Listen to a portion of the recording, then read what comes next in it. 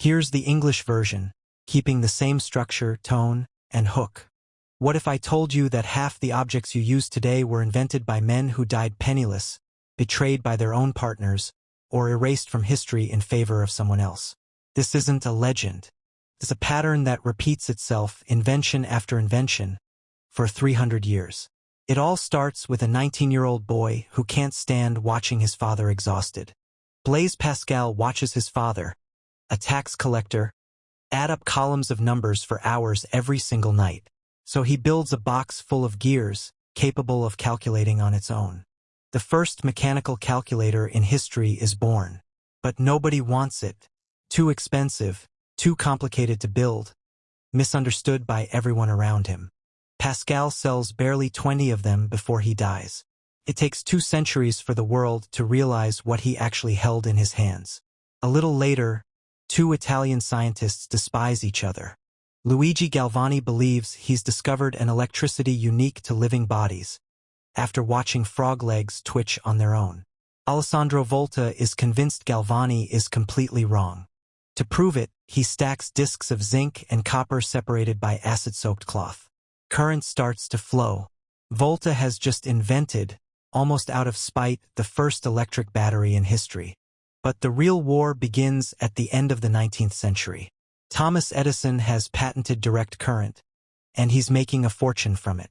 One of his former employees, Nikola Tesla, insists that alternating current is superior, capable of traveling long distances without losing power. Edison refuses to accept it. He goes as far as publicly electrocuting animals to convince the public that Tesla's current is dangerous. He loses anyway. Alternating current takes over the entire world. Tesla dies alone, buried in debt, in a New York hotel room.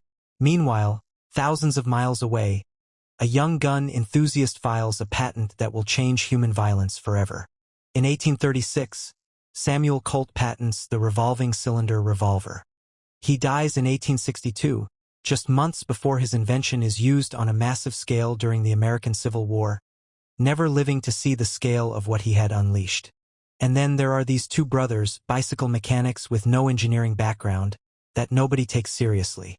In 1903, Orville and Wilbur Wright fly the first motorized airplane in history, for just 12 seconds, over an isolated beach in North Carolina. Newspapers take years to believe it. Yet those 12 seconds are enough to give birth to global aviation. So look around you. Your calculator, your phone, your light, your computer, the plane you might take this year. Every single one of these objects carries the story of a man forgotten, betrayed, or ruined. Pascal, Volta, Tesla, Colt, the Wright brothers, almost none of them experienced recognition in their lifetime.